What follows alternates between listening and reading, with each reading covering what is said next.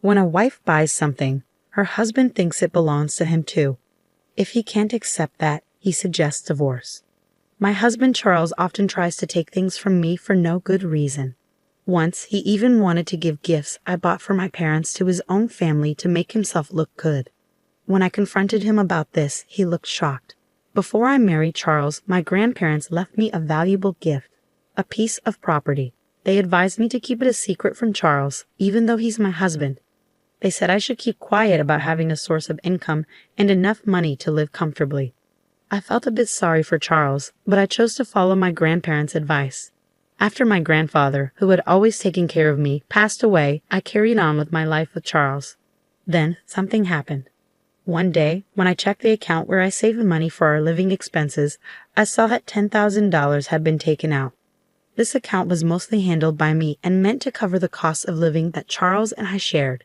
It was a significant amount, and I couldn't recall withdrawing it myself. It seemed inevitable that Charles was the one who had taken it out. That evening, when Charles returned home, I confronted him about it. "Hey, $10,000 are gone from our living expenses account. Do you know what happened to the money?" "Yeah, I lent it to my mom.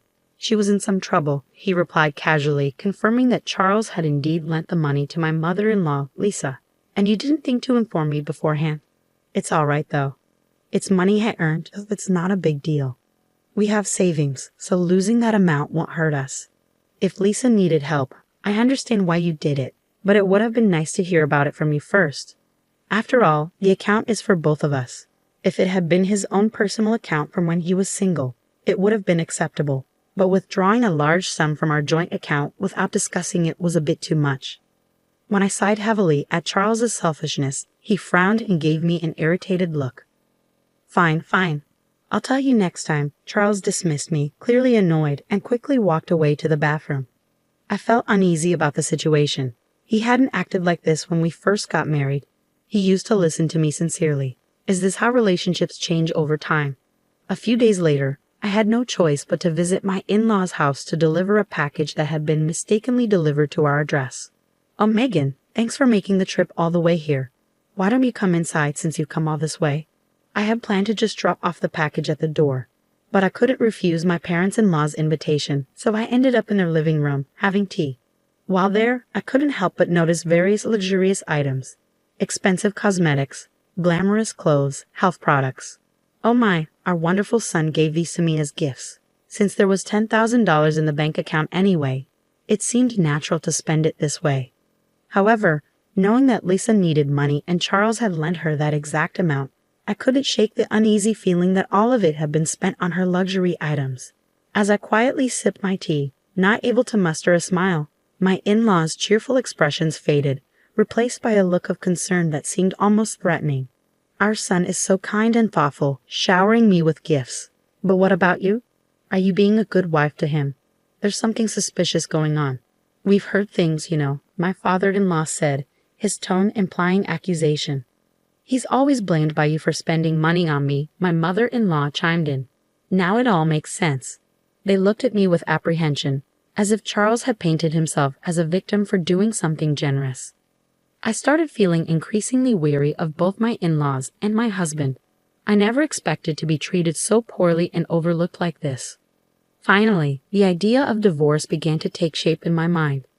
I thought that if I left him, I could go back to my parents' home and use the savings from my passive income to help rebuild their lives. My parents' home is a 2-story house that was built over 30 years ago, before my brother was born. It used to accommodate our family of 5, but after my brother and I moved out, it became too large and difficult for my parents, who have trouble with their legs despite some modifications like ramps and handrails. A smaller single-story house would be much more suitable and comfortable for them. I immediately called my parents to discuss my plan to divorce Charles and rebuild their home. Surprisingly, they weren't shocked by the divorce news and were thrilled about the idea of renovating their house. Over the phone, they eagerly listened to my plans. "I'm so grateful that you're thinking of renovating it for us." "Thank you. Even if we won't live there long, it's okay because you can inherit the house as it was built using your own earnings." "All right then, I'll start preparing and planning it step by step." "Don't worry, take it easy." My dad and mom's reassuring words lifted my spirits. So I began the process of renovating my parents' house, waiting to hear back from the construction company when suddenly Charles confronted me. How could you use our savings to build a house without consulting me? Sitting across from each other at the living room table, Charles slammed his fist down and yelled at me, completely disregarding my feelings. Well, my parents will be living in the new house. No, that's not possible because it was built specifically for my parents. You used our joint funds to build it, so my parents have a right to live there. Are you expecting 4 people to squeeze into that small one-story house? Shut up. Just hand over the house to me, Charles yelled, banging the table loudly. I knew if I didn't mention my passive income, things would escalate even further. So I made up my mind to come clean.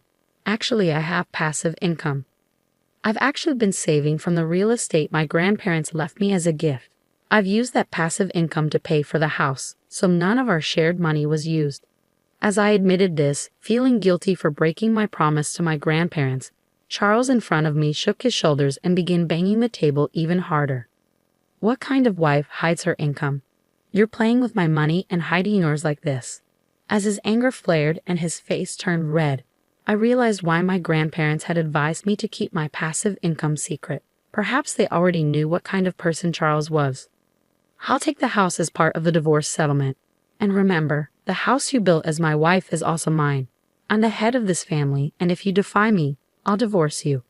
I felt nothing but despair at Charles's demands and was thoroughly fed up with him. How could I have lived with someone like him without knowing who he truly was? I had planned to use my passive income when we might no longer rely solely on Charles's earnings. It was meant as a safety net in case I couldn't work due to injury or illness. I had intended to save it to sustain our life together and share it with Charles when the time was right. But now, I have no intention of spending that money on him anymore. Feel free to take it. I stood up, leaving the table and the house. I couldn't bear to be near Charles any longer. I decided to spend the night at a business hotel to calm down, intending to return home the next day. However, when I returned the next morning, Charles greeted me with a smug smile. He approached me, holding a sheet of paper he had concealed behind his back. It was divorce papers already filled out. You lied about having passive income, didn't you? You pretended to have it to cover up the fact that you were actually taking money from our joint property, didn't you? Charles' accusation bewildered me. I had told him the truth sincerely. I hadn't lied. It's true, I have passive income. Here you go again. I know you can't live without me, Charles sneered as he forcefully placed the divorce papers into my hand. Let me know when I can move in, okay? I'm off for a drink. With that, he patted my shoulder and left, humming in a cheerful mood. In that moment, I finally saw Charles for who he truly was. He hadn't changed. He had always looked down on me since the beginning of our marriage. He never truly considered my feelings. I wasted no time. I packed my things, completed the divorce papers right then and there, and left. I decided to stay with my parents temporarily and explain everything to them. We agreed that I would live with them until the new house was ready. The next day, I was dismayed to find my phone filled with missed calls from Charles. Shortly after, it rang again. Reluctantly, I answered, hoping this would be the last conversation I ever had with him. Hello. Hey. All your stuff is gone, you know. My husband's impatient tone left me with nothing but questions. He was the one who initiated the divorce, so why was he acting so flustered now that I had actually left? Huh?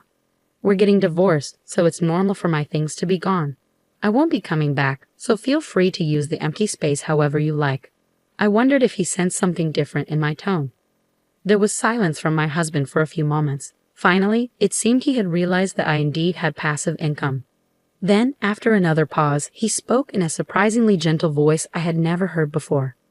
Hey, could you let my parents live in the new house? I don't mind staying with your parents, please. I already told you it's a small one-story house.